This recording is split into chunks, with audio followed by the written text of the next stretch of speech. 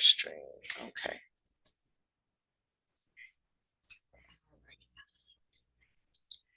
While I have this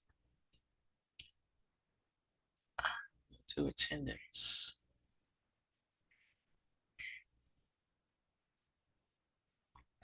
All right, so while I'm doing attendance, everybody should be reading over the how the microscopes are used, particularly looking at the names of this. Write down the 6 types of microscopes, because that's what I'm going to ask you to do next, is to uh, don't write anything. I'm going to show you exactly how I want you to answer that question, but read that page over, please.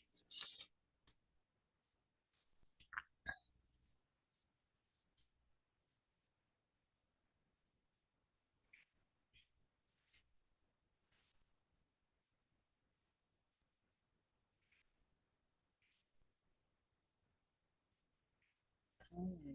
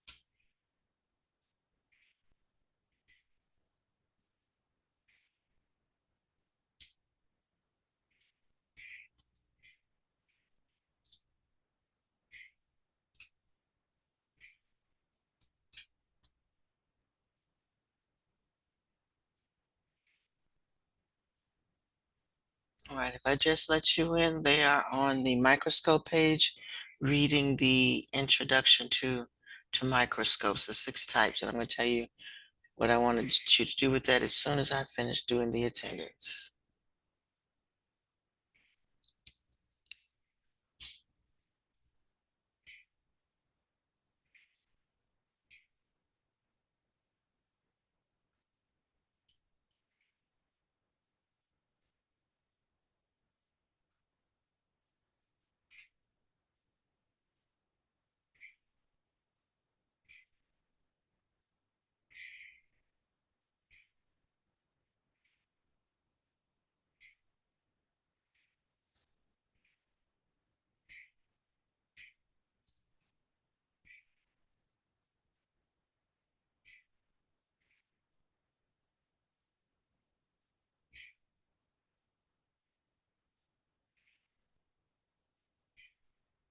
This is a big class. It takes more than a minute to go through this.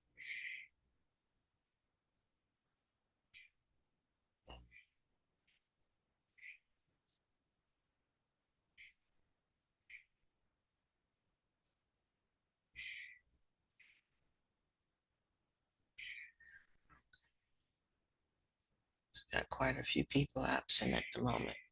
Give them another minute before I click absent. Actually, at this point, they're late.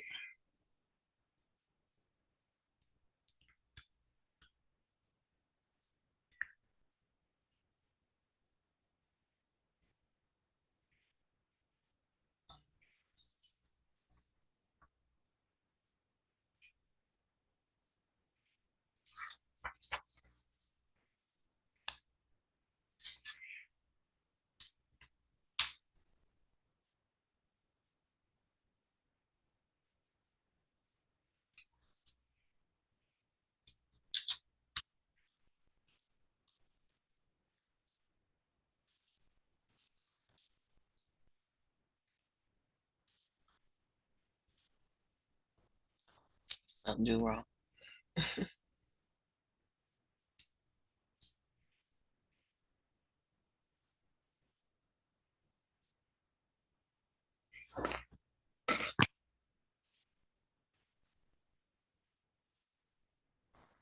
I'm going to go ahead and share and tell you exactly what I want you to do.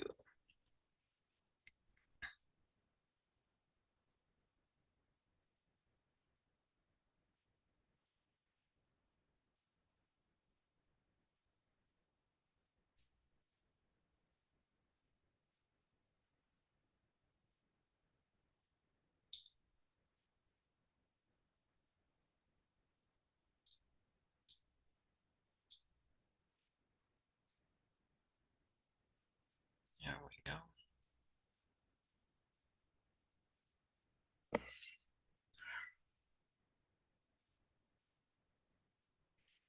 All right. So on this page, and at this stage in your high school career, I'm sure you've handled microscopes and looked at microscopes. But what we want to do as far as forensics is concerned is to look at how each type of microscope is specifically used for forensic science. Okay, so what I want you to do is,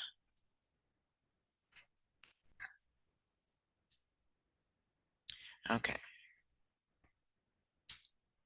I can, Kenzie, give me just a minute, okay? Get everybody started and then I'll get you that code. All right, so what I want you to do is to, hopefully you've read that page already. What I want you to do is to go through each type of microscope. So for example, you want to say compound microscope, and then you want to read the paragraph, but I specifically want you to, one, define what it is. So you can write the first sentence, but then I also want you to come down and write uh, you can start here. The compound microscope, essential part of the lab. So what is it used for in forensics? Okay. So let's come down to this paragraph and say how this particularly is used in forensics. Okay. Then I want you to go to the next page. So there are 6 tools. So there's 6 microscopes, and I want you to do the same thing for each. I want you to say what the microscope is, and then come down and find the sentence that tells you how it's used in forensics. Okay, so that's the compound microscope, comparison microscope, stereo microscope. So again, define it, scroll down, how's often used in forensics for what? Uh, and make sure you're reading each one. The polarizing microscope. Uh, do the same thing with that. And we're going to come back and watch the video together, but do the same thing with polarizing microscope and microspectrometer, microspectrophotometer. Microspectrometer is the way you say it sometimes.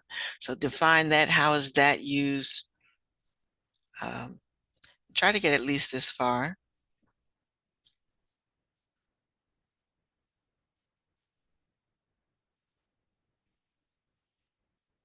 And the scanning electron microscope, do the same, define it. How specifically is it used in forensics? And then that'll be the, like I said, before we do the wrap up, we'll go back and look at the 6 uses. Okay. All right, so let me back this up. And again, if you haven't done your discussion on the article, you need to make sure that you've done that.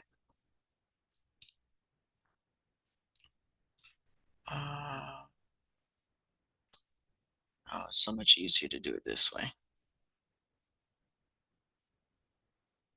Okay, going to come back here.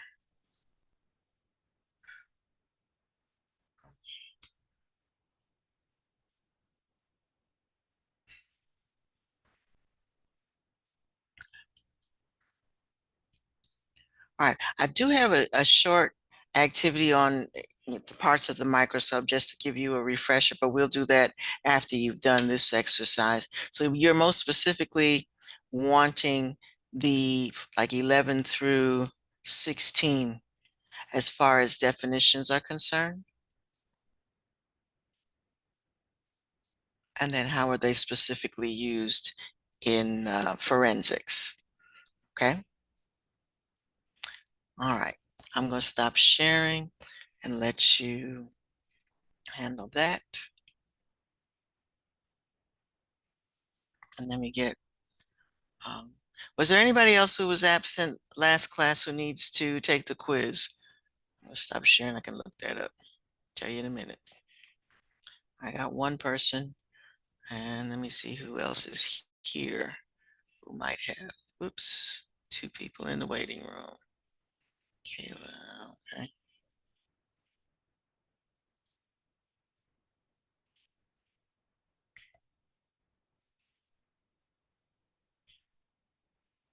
Alrighty, let's see, let's see. Um, Shaylin, you did not take it. Kenzie and Jayla. So Jayla, you're right on time. So I'm going to give you the code to take this quiz. So that's Shayla, Kenzie, and what did I just say?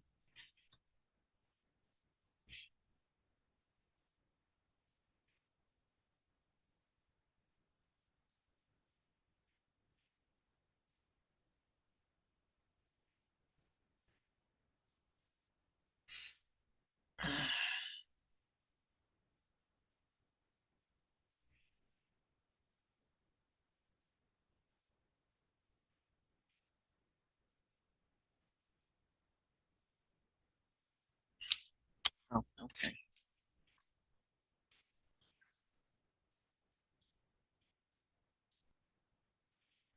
All right. Today's assignment, Deja. Today's assignment is in Canvas under MCI.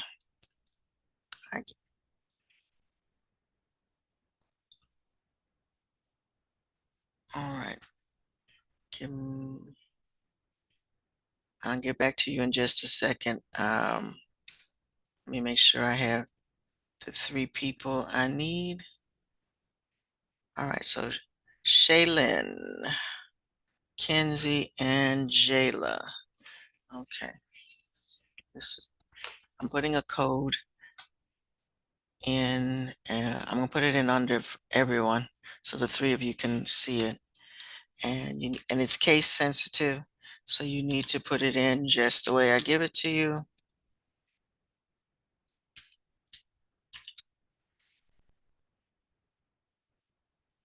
Okay.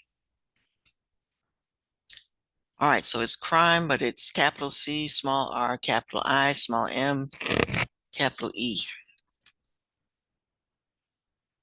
All right, so that's for the three people who need to take that quiz. All right, as far as today is concerned, let me come back to Canvas, back to the module. So we did have a couple of people just come in. First of all, let me mark them late. Attorney.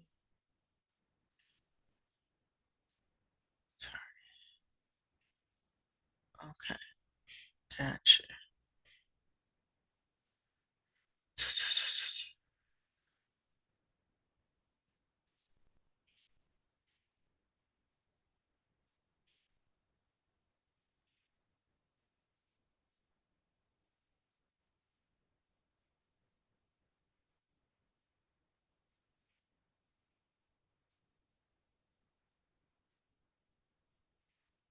Mhm. All right, Kayla, didn't I just let you in?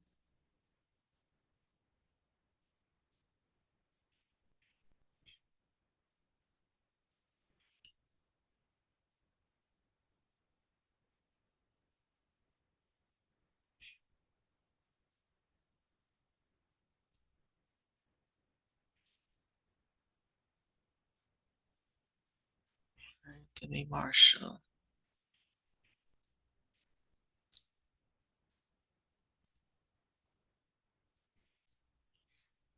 Okay. All right. Now that I've got the late people mark late instead of absent.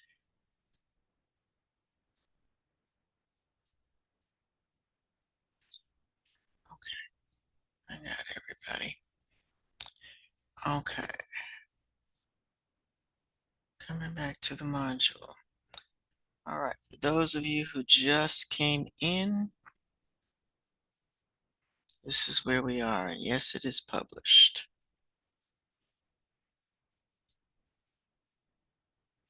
Somebody asked me. All right. So we are under microscopes. Oh, okay. These are not published. So let me go ahead and publish them.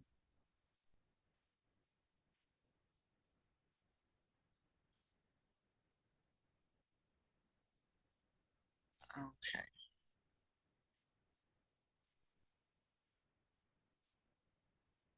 All right. So if you start from, there we go. You should be able to get into the rest now. All right, so basically what you're doing is you're looking at this, you should have a heading, 6 types of microscopes. Start with compound microscope. And again, you are going to read the paragraph, define what a compound microscope is, and then you're going to come down to how it is used in forensic. We're most specifically concerned with how is this type of microscope used in forensics. So again, if we're looking at the vocabulary page,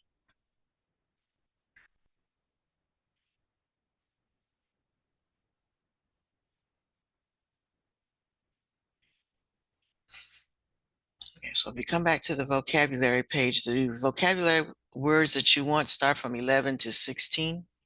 And that would be your 6 types of microscopes. So you want this definition, and then you want to go to the paragraph and discuss how it is specifically used in forensics.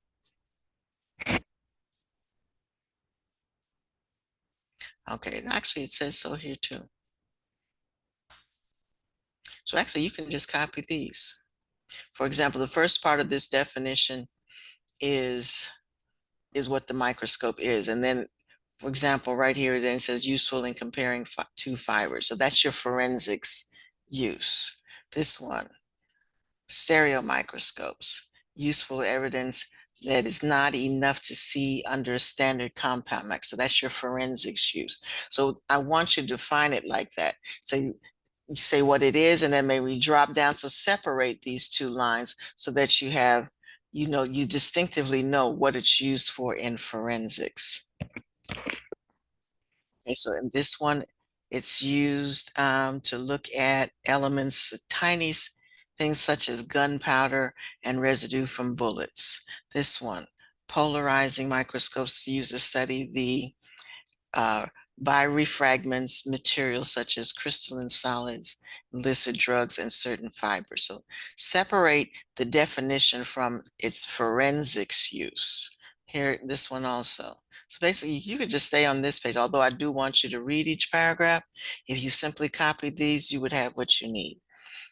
So do that. I'll give you a few minutes to do that. And then we want to look at the page that has the video. So let's say till 9:25. So do that till 9:25. If you've finished ahead of time, go ahead and do your, see, half of you have done that. So if you haven't read the article and done your discussion question, please do that. So again, you can get what you need from the first page, but please do go and read each paragraph for each type of microscope. And then at 9:25, we're going to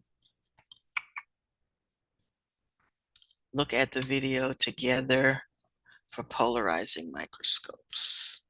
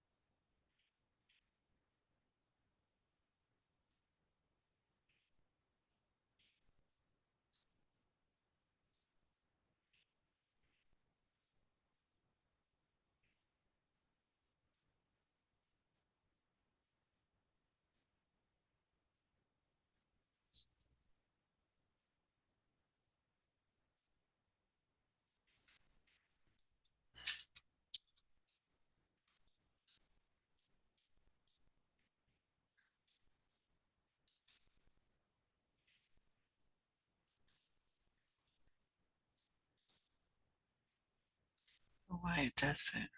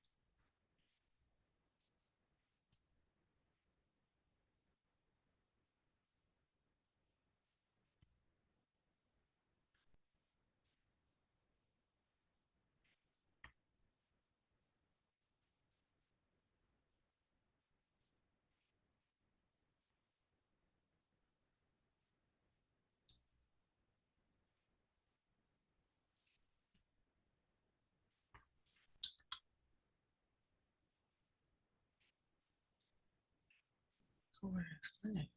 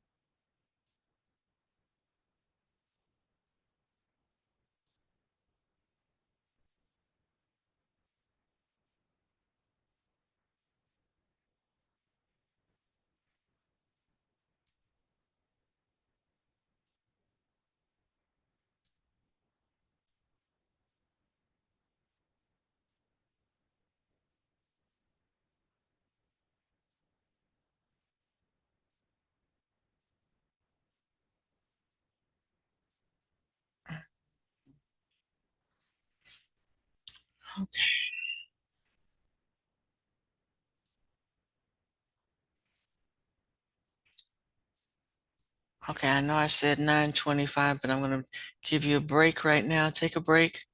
And I would like for you to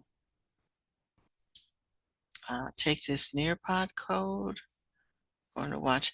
This is an interactive video, so it is going to pause every once in a while for you to respond. Okay, let me do it this way. Copy the link. Okay, there we go. All right, so go to that Nearpod.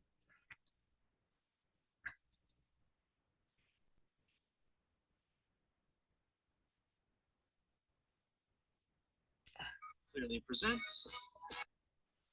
Okay, and then I'm going to share.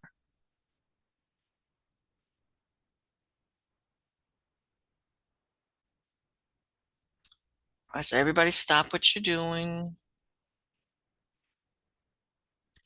Log into the Nearpod.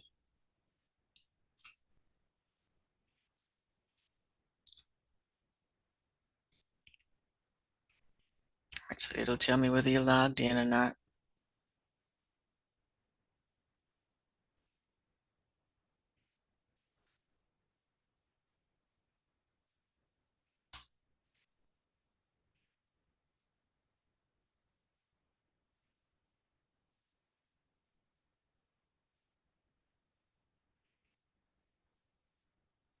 Oh, I'm sorry. Thought I sent it. There we go. I put it in the chat and didn't send it. You're welcome. And I do apologize. Now you do so much clicking, sometimes you forget that extra click.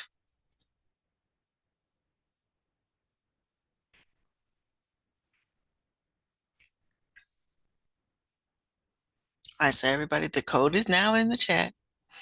Please log into the Nearpod. Give your fingers a minute from writing all those definitions. And let's watch this video. Now it is interactive, so it is going to expect you to respond at certain parts. That's when I'll know whether everybody's logged in or not. Clearly presents the invention that let us see viruses and beyond. All right. So, question that they have for you, what do you already know about microscopes? I'm going to go ahead and skip this because we're going to assume that because you wrote down your definitions, you know quite a few things about microscopes. So we're going to skip this question. All throughout history, diseases have been mysterious and terrifying. Unable to see the bacteria and viruses that cause many of our illnesses, we created myths to explain our suffering. Some believe that diseases were caused by demons, witches, or were curses sent down to punish humankind. With the invention of the first microscopes, the fog of confusion began to clear. A microscope is any tool that allows us to see details in objects that would otherwise be too small to see with our eyes alone. It's hard to say who invented the first microscope because people have probably been playing around with magnifying lenses ever since clear glass was invented. But it could be argued that the first person to really promote the use of microscopes as serious tools of science was artist and researcher Robert Hooke. In 1665, he published a book called Micrographia. It was Okay. And he just told you, and I'm not going to make you do this either, but we know it's micrographia. Okay, were you doing it?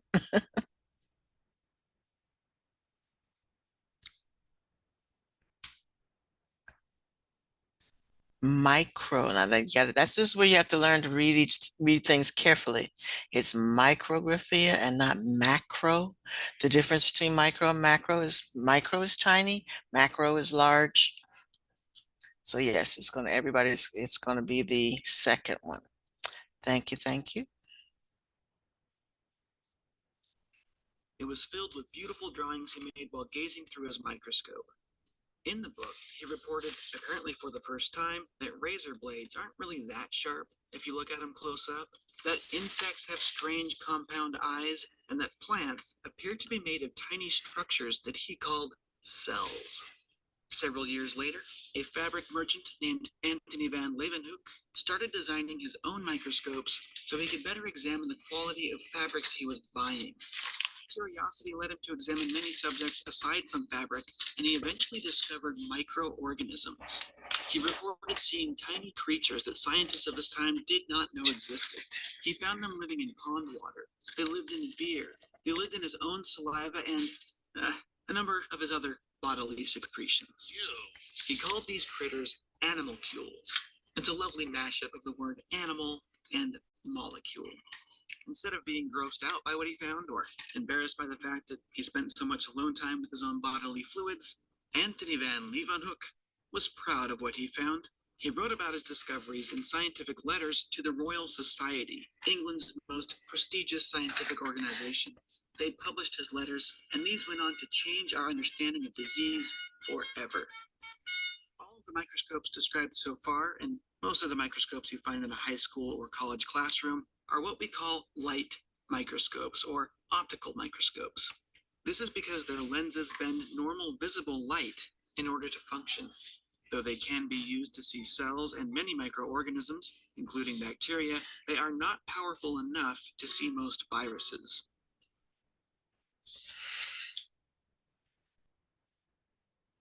All right, take a minute to answer these questions.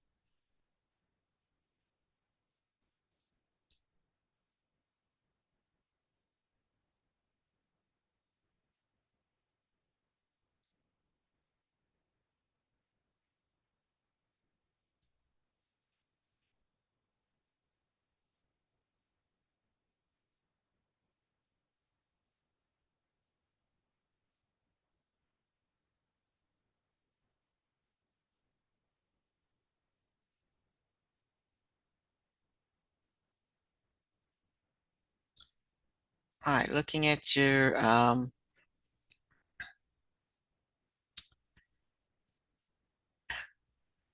see, because you're watching my screen, you can tell whether you're answering the right question or not. So it is C. And the last thing he said was it's not powerful enough to look at most viruses. So that's what makes B an incorrect answer. Okay, so we can use these simple microscopes for protists. Those are like your amoebas and your little parasites and things of that nature, and most bacteria. To understand how they work and why they have limitations, we first need to know a bit about vision in general. Anything we would call a light source, the sun, a light bulb, a candle, is constantly emitting photons, tiny packets of light. It's often helpful, though it's not technically accurate, to think of a photon as a little squishy ball that travels at the speed of light in a straight line. When it hits something, depending on what it hits, it can either bounce off, pass through, or be absorbed. Okay, answer the question.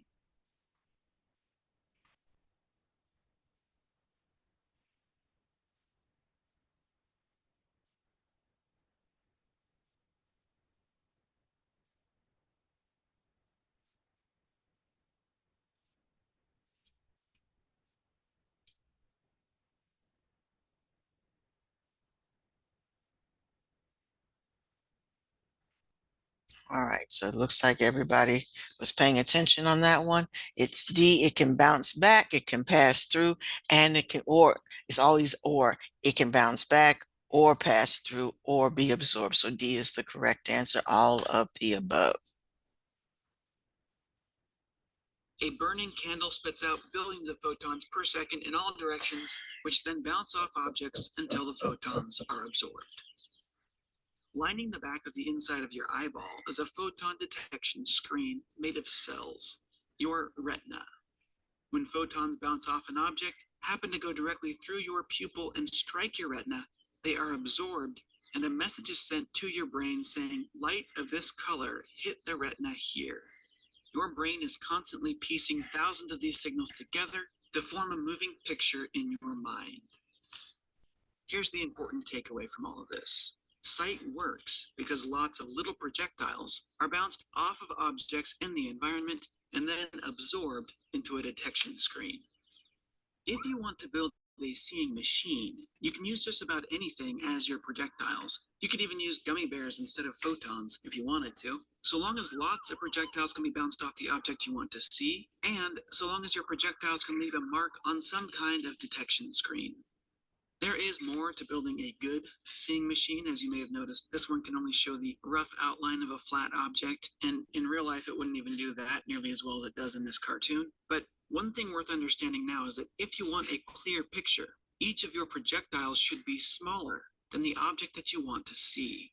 Sadly, the wavelength of a photon of visible light is far larger than many things that scientists want to look at. Photons are far larger than atoms, larger than most proteins, and even larger than most viruses. To overcome this problem, in the 1930s, Ernst Ruska and Max Knoll created the world's first functioning electron microscope. These microscopes shoot electrons at their subjects instead of photons. Electrons are up to 100,000 times smaller in wavelength than photons of visible light. Okay. Question?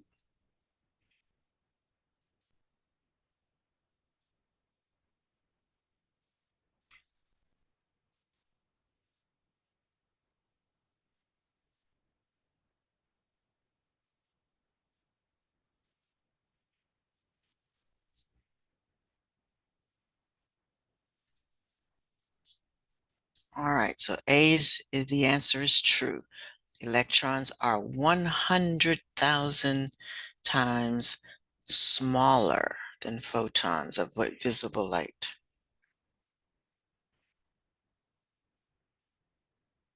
Here we see an electron microscope image of pollen grains. These actually could be seen with a light microscope as well, but not in nearly this great of detail. Smaller still, here we see HIV, the virus that causes AIDS. Here we see the Ebola virus. And here we see the new guy in town. Thanks to the invention of the electron microscope, humankind has been brought face to face with viruses, our ancient invisible foe. As wonderful as this advancement was, scientists continued pushing further still. In the 1980s, an entirely new way of seeing was invented when researchers at IBM produced the first scanning probe microscope. There are now many types of scanning probe microscopes, but they all work in essentially the same way. They see by feeling the bumps and valleys along the surface of an object with a tiny metal probe, much like a man who is blind reads Braille with his fingertips. Data collected from the probe as it scans is used to generate an extremely high resolution image. Here we see not cells, not viruses, but individual atoms, the elements of matter itself. In 2009, with funding from the National Science Foundation, physical chemist Ara Apkarian, along with his colleagues, founded the Castle Research Center, Chemistry at the Space-Time Limit.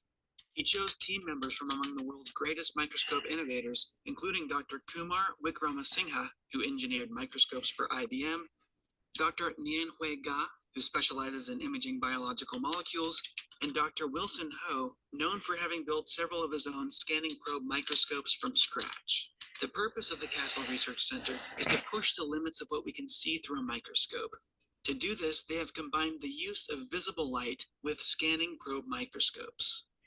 Now, as I'm sure you recall, photons of light are far too large to see individual atoms and molecules, but Castle researchers found that if photons are aimed at a properly built probe, a silver needle shaped in just the right way, the probe will guide photons to its apex and compress them to dimensions much smaller than their usual size. At the apex, near the sample, photon quanta are absorbed and re-emitted. This allows even individual atoms to be seen. In other words, Castle researchers found a way to shrink light. The various machines they built all work slightly differently and have a variety of jargon-rich names, but in general, they are referred to as chemoscopes. They let us record not just the shapes of molecules, but also the motions of atoms inside them. They let us measure. Okay, they stopped it. All right, so take a minute to look at the different functions of a chemist microscope. I'm going to put this on teach student mode for a minute so that we're not looking at everybody's answers, and take a minute to, let me see if I go back just a little bit for that for a minute. Hold on. You know the question, so I'm going to just go back. Sample photon quanta are absorbed and re-emitted. This allows even individual atoms to be seen. In other words, Castle researchers found a way to shrink light. The various machines they built all work slightly differently and have a variety of jargon-rich names, but in general, they are referred to as chemoscopes. They let us record not just the shapes of molecules, but also the motions of atoms inside them. Okay, I think that's the answer that you're looking for. Let me go back just a little bit. They are referred to as chemoscopes. They let us record not just the shapes of molecules, but also the motions of atoms inside them. Okay. Did you get that?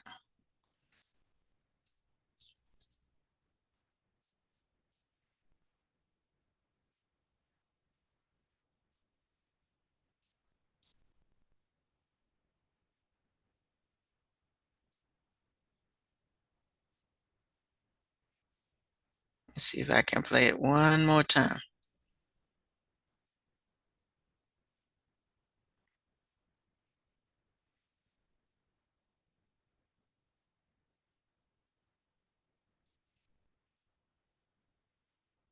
They built all work slightly differently and have a variety of jargon-rich names, but in general, they are referred to as chemoscopes. They let us record not just the shapes of molecules, but all. All right, so first one you should have, they let you record the shapes of molecules.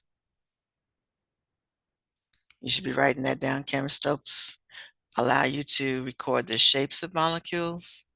But also the motions of atoms inside them. And the motions of atoms inside them. That's the answer to that question.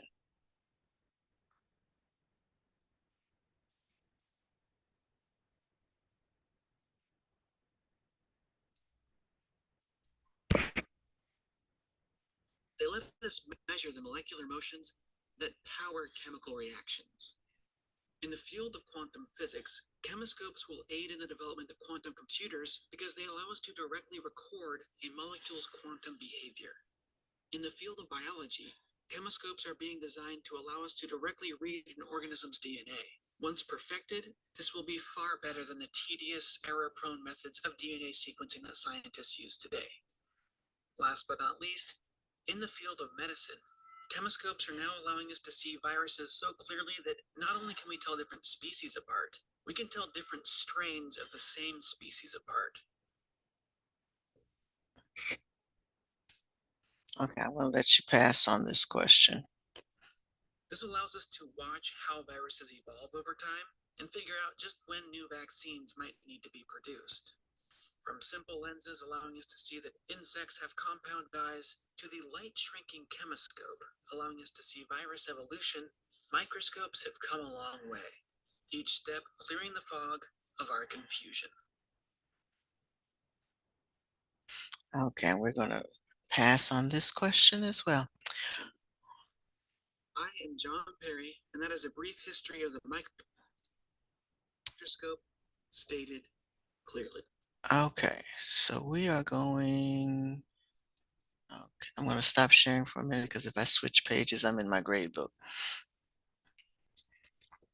All right, so we need to go back to the module, finish.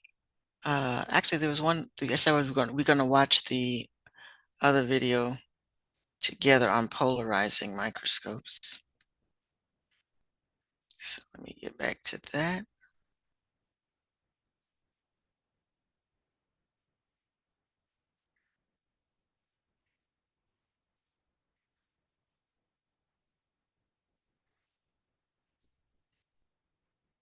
All right, so again, you were supposed to have defined the 6 types of microscopes. Polarizing microscope is one, and on the page for polarizing microscope, there's a video.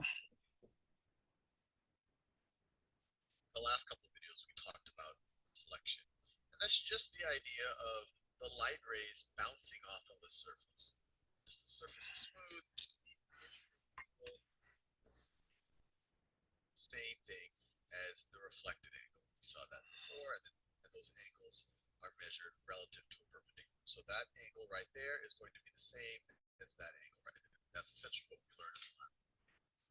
What I want to cover in this video is when the light actually doesn't just bounce off of the surface, but starts going through a different medium. So in this situation, refraction, you still have the light coming into the interface between the two surfaces. So let's say that's perpendicular right there. Actually, we continue that. Let's say we have the incident light ray coming in at some angle theta 1, just like that. What will happen? And so let's say that this up here, this is a vacuum. Light travels the fastest in a vacuum. There's nothing there, no air, no water, no nothing. That's where the light travels the fastest. And let's say that this medium down here, I don't know, let's say it's water. Let's say this is water. All of this is all water over here. This was all a vacuum, right? So what will happen? And actually, that's kind of an unrealistic. Well, just for the sake of argument, let's just say that we have water going right up against vacuum. This isn't something that you would normally just see in nature, but let's just think about it. Water, since there's no pressure, it would evaporate and all of the rest. But for the sake of argument, let's just say that this is a medium where light will travel slower. But what you're going to have is this ray is actually going to switch direction. It's actually going to bend. Instead of continuing to going in that same direction, it's going to bend a little bit.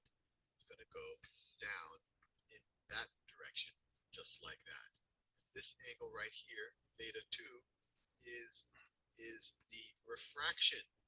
That's the refraction angle. Refraction. Or angle of refractions. Incident angle or angle of incidence, and this is the refraction angle, once again, against that perpendicular.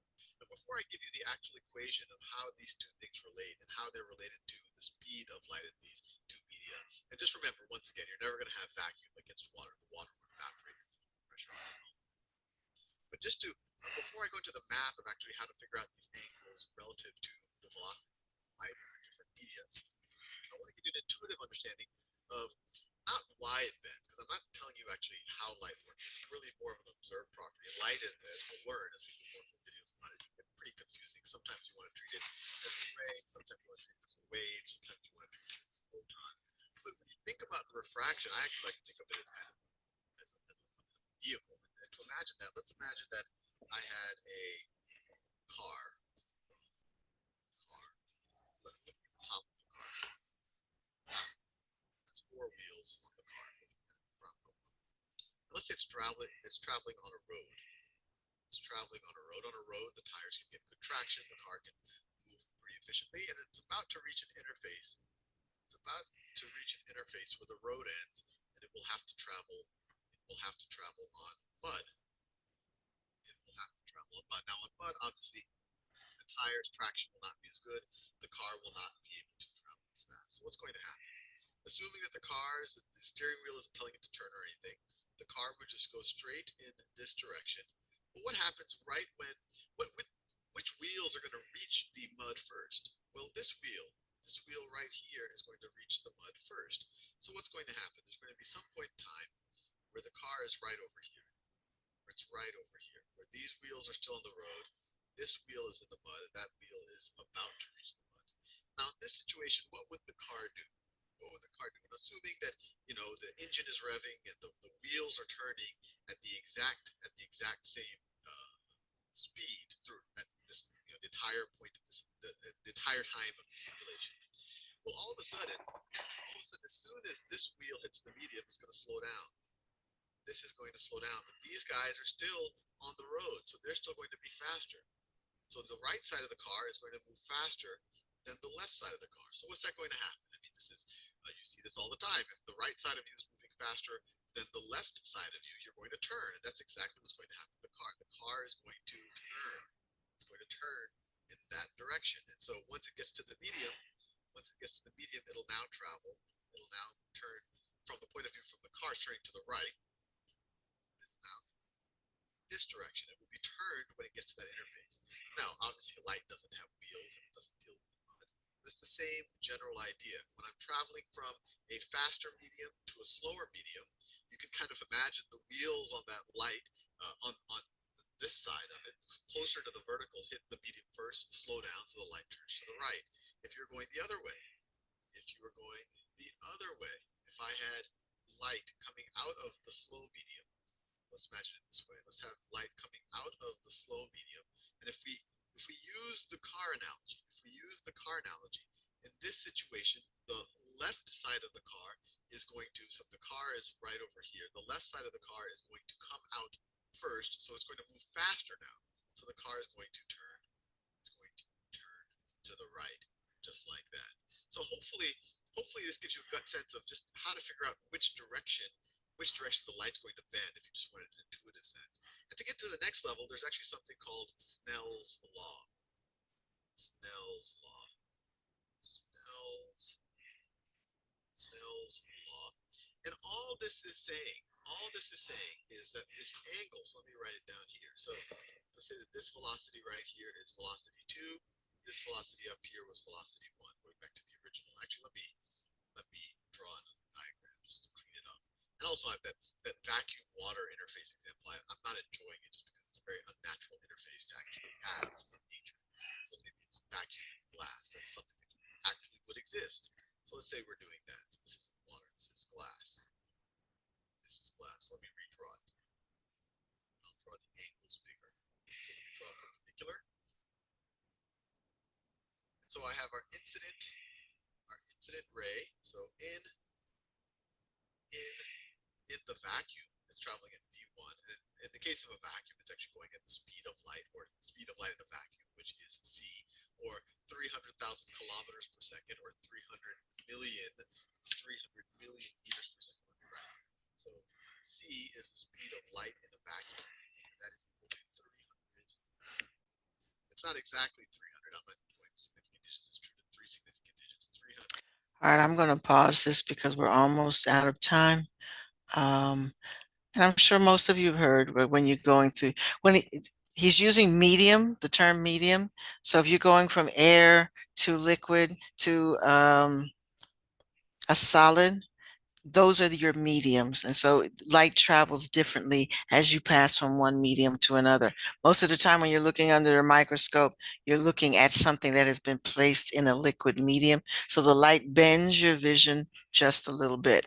So that's in a nutshell what the direction he was going in. I think some of you have seen people who do spear fishing in the water. You're looking at the fishes in one space, but you got to learn that the water is going to bend your vision just a little bit. So you've got to kind of spear in a different place in order to catch it, because where you throw it is not where the fish is because of the refracting light. All right, so again, I'm going to stop there. Hopefully you have defined your 6 types of microscopes and looked at how they are used in forensics. So we'll continue with that thought on Wednesday. Okay, any questions? So again, you should have finished your discussion. If you haven't done your discussion, please do that. And then have your definition for these types of microscopes. Might even be a little matching quiz on Wednesday. We'll see.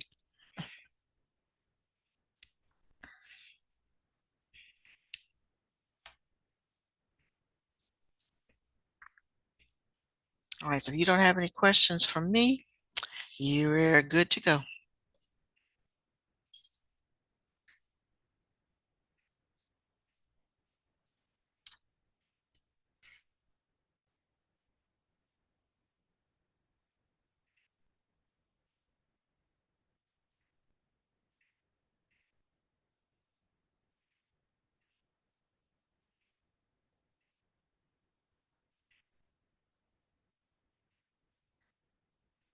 All right, did the two of you just get kicked out of the